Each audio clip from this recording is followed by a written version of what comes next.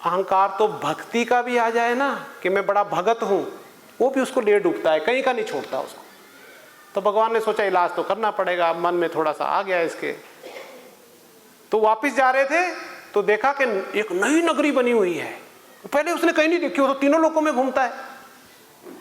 और उसमें देखा लोग आपस में बातचीत कर रहे हैं कि एक यहाँ पे राजा की लड़की है, वो उसका स्वयंवर कल होना है। तो चले गए, राजा से मिले। राजा ने बोला कि मेरी बेटी की कुंडली देख लो, इसको कैसा वर मिलेगा। उन्होंने कुंडली देखी तो उसमें ऐसे लक्षण बताए हुए थे कि इसका जो पति होगा वो तीनों लोकों का मालिक होगा। और फिर लड़की सामने की इतनी सुंदर, और मन ही मन में सोचने लगे कि अरे इससे तो मेरा ब्याह हो जाए तो बड़ी अच्छी बात है। अभी अभी काम जीत के आए थे, अभी बोल रहे हैं इससे मेरी शादी हो जाए तो बहुत अच्छी बात है, लेकिन शादी तो तब होगी मैं सुंदर हूँगा, मैं तो ऐसे ही मुनि हूँ, जटा धारण करने वाला। फटाफट भगवान के पास गया, वहाँ विदा लेके। भगवान कहते क्या हुआ? कहते मुझे ना अपना रूप दे दो, सुंदर रूप दे दो, हरि का रूप दे दो। कहते क्यों, क्या हुआ? कहते मुझे ना शादी करनी है।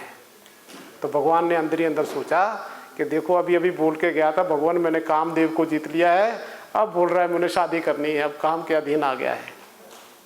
तो बोला ठीक है बेटा, हरि का रूप मिल जाएगा। लेकिन हरि कहते हैं, हरि विष्णु को भी कहते हैं, हरि बंदर को भी कहते हैं।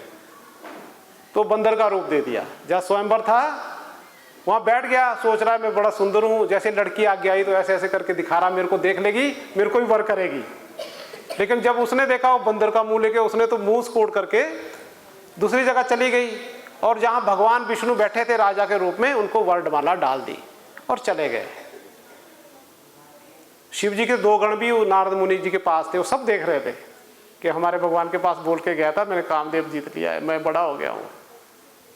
तो उन्होंने उसको छेड़खानी कर दी, कहते अरे अपना मुंह तो देख ले, बंदर जैसा लेके आया है। वो फटाफट वहाँ से गया, उसने पानी में देखा बंदर का मुंह है। उतने को देखा वो भगवान विष्णु और लक्ष्मी, वो तो लक्ष्मी थी, वो तो परीक्षा थी, वो दोनों उनको लेके जा रहे हैं। और उन्होंने उनको बोला कि अच्छा तूने मेरे से छल किया है विष्णु, है तू जानता नहीं आज किससे पाला पड़ा है। पानी उठाता है, बोलता है जा तेरे को शाप देता हूँ, जैसे मैं स्त्री के विरह में तड़फ रहा हूँ कि मुझे मिल जाती मुझे मिल जाती, ऐसे ही तू भी मनुष्य जीवन में जन्म लेगा और तू भी स्त्री के विरह में तड़फेगा, आखिर बंदर ही तेरे काम आएंगे। भगवान ने उससे हाथ फेरा, उससे माया हटाई, देखा ना वहाँ नगरी है ना वहाँ पे कुछ और है, वो तो एक परीक्षा थी, उसका अहंकार तोड़ने का था, उसके मन से वो प्रभाव भी हटा दिया। फिर उसको अकल आई, अरे मैं नारद मुनि, मैं कहाँ फंस गया था, भगवान मेरे को माफ़ कर दो, मैंने ये बहुत बड़ी गलती कर दी। कहते नहीं ये तो मेरी लीला है, मैंने ऐसे करना था। तो फिर वो भगवान राम के रूप में जन्म लिया और वो भी स्त्री के विरह में तड़फे थे, चाहे उन्होंने लीला ही करी, और बंदर ही काम आया हनुमान जी के रूप में। तो कहने का भाव क्या है कि अहंकार हो जाता है बिना गुरु के। ऐसे नारद मुनि ने कहा मुझे भी माया व्यापी है, गरुड़ जी मैं नहीं आपको समझा सकता, आप ऐसे करो, राम की महिमा शिव जी जानते हैं, ब्रह्मा जी के पास जाओ। ब्रह्मा जी के पास गए, ब्रह्मा जी ने बोला यार मेरे बस की नहीं है, माया मेरे को भी व्यापी थी, तो भगवान शिव के पास जा। भगवान शिव के पास जाने लगा, भगवान शिव रास्ते में मिल गए, वो कुबेर के यहाँ जा रहे थे। तो कहते हैं भगवान जी मेरे को थोड़ा ज्ञान दे दो, मेरे अंदर बहुत भ्रम हो गया है। तो भगवान शिव कहते हैं मिले गरुड़ मार्ग मह मोई, के ही भांति समझाहूं तोई। हे गरुड़ तू मुझे रास्ते में मिला है, के ही भांति समझाऊं। अब रास्ते में चलते किसी को ज्ञान थोड़ी ना दिया जाता है, रास्ते में जा रहा है लो जी ज्ञान ले ले, तू ये भी ले ले। वो कहते हैं तब ही हुई सब संशय भंगा, जब बहुकाल करिए सत्संगा। कहते तभी आदमी के संशय दूर होते हैं जब सत्संग लंबे समय तक किया जाता है। तो समय हो गया है, वो रमन जी घड़ी दिखा रहे हैं। जब लंबे समय तक सत्संग किया जाता है, बस यहीं पे मैं विराम देता हूं, इसलिए कि अब लंबे समय तक हम सत्संग करते रहेंगे, तभी हमारे संशय भंग होंगे मन के।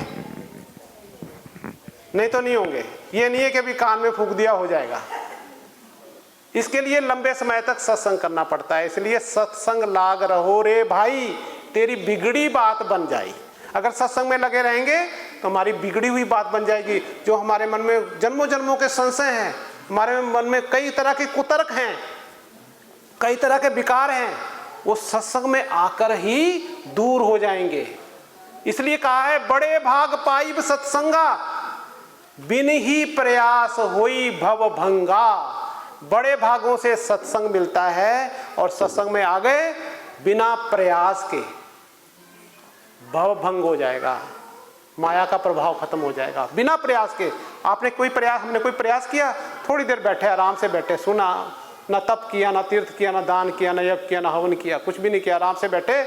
इस आधे घंटे में, इस पौने घंटे में ही हमारे मन में थोड़ा सा कोई चीजें भर गई, वो बदलाव आना शुरू हो जाएगा। वो बीज जो अंदर चले गए वचन रूपी अंतर में, वो एक दिन अंकुरित होंगे, उनका फायदा होगा। तो मैं अब ज्यादा नहीं बोलूंगा, क्योंकि हमारे लिए थोड़ा सा हमें कैसे प्रभु से ध्यान भी लगाना है वो भी जरूरी है। तो थोड़ी देर के लिए हम सभी ध्यान में बैठेंगे अभी। और जैसे मैं आमतौर पे कहता हूं कि ध्यान के लिए आप आराम से शरीर बैठ जाओ, शरीर कस के नहीं रखना है, आराम से छोड़ दो। जैसे सोने के लिए हम छोड़ते हैं, आंखें बंद कर लो, जहाँ तिलक लगाते हैं, बिंदी लगाते हैं, वहाँ पे ध्यान एकाग्र कर लो। अपने मन में जो आपको गुरु मंत्र मिला है उसका मन में सिमरन करके बैठ जाएं। नहीं तो जो भी आप भगवान को मानते हैं, ओम नमः शिवाय या ओम नमः भगवते वासुदेवाय या राम राम या जो भी आप जिस भी इष्ट को मानते हैं, उसका मन में सिमरन करके बैठ जाएं।